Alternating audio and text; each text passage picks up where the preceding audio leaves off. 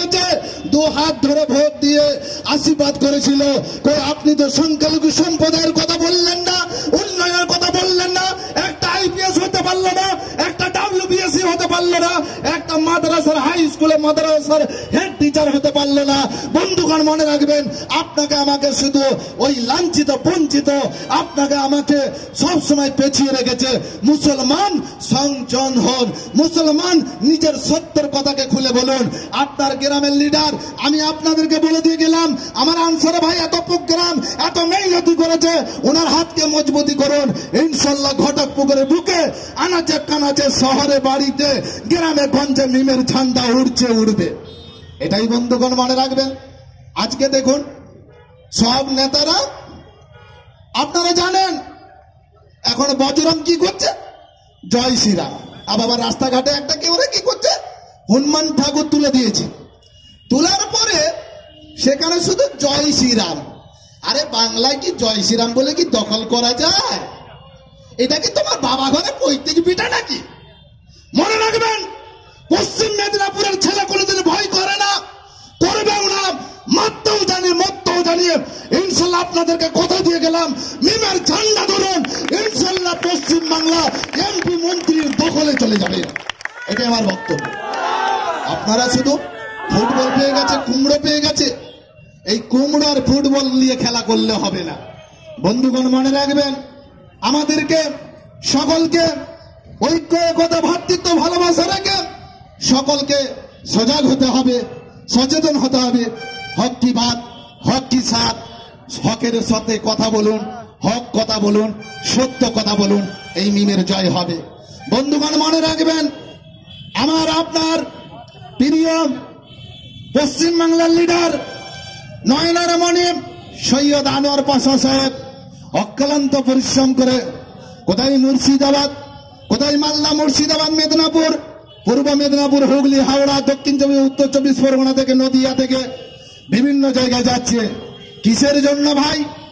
যিনি ব্যারিস্টার আসাদউদ্দিন ওয়াইসি সাহেব মুসলিমদের কথা বলে না, শুধু পিছিয়ে পড়ার সমস্ত জাতির কথা বলে, সমস্ত জাতির কথা বলে।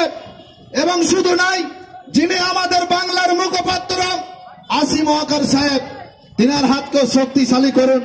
যিনি আমাদের পশ্চিম বাংলার, যিনি আমাদের নয়নের মণি পশ্চিম বাংলার লিডার সৈয়দ আনোয়ার হাসান পাশা সাহেবের হাতকে শক্তিশালী করুন। আপনারা সকলে ঐক্য একতা হবেন তো? ইনশাল্লাহ, ইনশাল্লাহ হবেন তো? ঘটকপুরের মানুষ কিন্তু আপনাদের ইমানের জজমা আছে। আমার ব্যারিস্টার আসাদউদ্দিন ওয়াইসি সাহেবের হাতকে শক্তিশালী করবেন তো, না মারামারি করবেন? হ্যাঁ, কাল থেকে মারামারি করবেন নাকি? সিপিএম 34 বছর শোষণ করে শেষ করে দিয়ে চলে গেছে, জানেন তো? তাহলে সেই সিপিএম শোষণ করেছে, বর্তমান সরকার আমাদেরকে কি করছে না করছে সেটা আমি বলবো না। কেন বলবো? আমার বিভিন্ন লিডার আছে, জুনিয়র আছে, তারা বলবে আমরা কিন্তু ঐক্য ভ্রাতৃত্ব ভালোবাসা রেখে গ্রাম বাংলাতে যদি বজরং আরএসএস বিজেপি যদি অশান্তি করে, ওইসব চুটকে নেতাদেরকে বলতে চাই, ওইসব এমপিদেরকে বলতে চাই, বিজেপির লিডারদেরকে বলতে চাই, যদি কোনো পাড়ায় পাড়ায় গ্রামে গঞ্জে আনাচে কানাচে তোমরা যদি অশান্তি বাতাবরণ সৃষ্টি করো, তাহলে কিন্তু সময় বেশি দিন লাগবে না, তোমাদেরকে ধরবো আর হাওড়ার নদীতে ফেলবো। আপনারা রাজি আছেন? রাজি আছেন? সব জায়গায় দাদাগিরি চলবে নাকি? বাংলার বুকে এমন একটা সরকার চালাচ্ছে, ভারতবর্ষে এমন একটা সরকার সেই মশলায় বসে এমন এমন ডিসিশন দিচ্ছে যেমন গ্রামে আগুন জ্বলিয়ে দিচ্ছে। ওই অপব্যক্তি শক্তি সরকার আইন থেকে দিচ্ছে ডাক, ওই সরকার বাংলার পশ্চিম ভারতবর্ষের সরকারে নেই যাক। আমি আপনাদের কাছে সংক্ষেপ করলাম, দু একটা স্লোগান করে আপনাদের কাছে আমি ইতি নেব।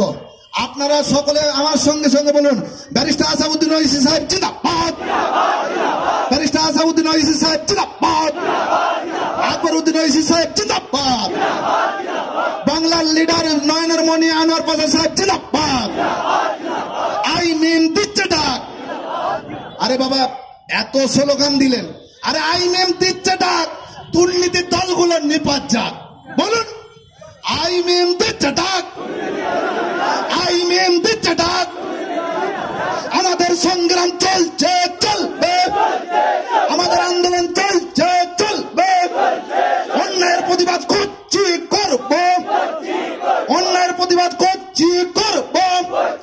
বাংলার জমিনেতে এমআইএম লড়ছে, লড়বে। সৈয়দ আনোয়ার পাশা সাহেব জিন্দাবাদ, নারে তাকবীর। জয় মিম, জয় ভীম, জয় বাংলা, খোদা হাফেজ।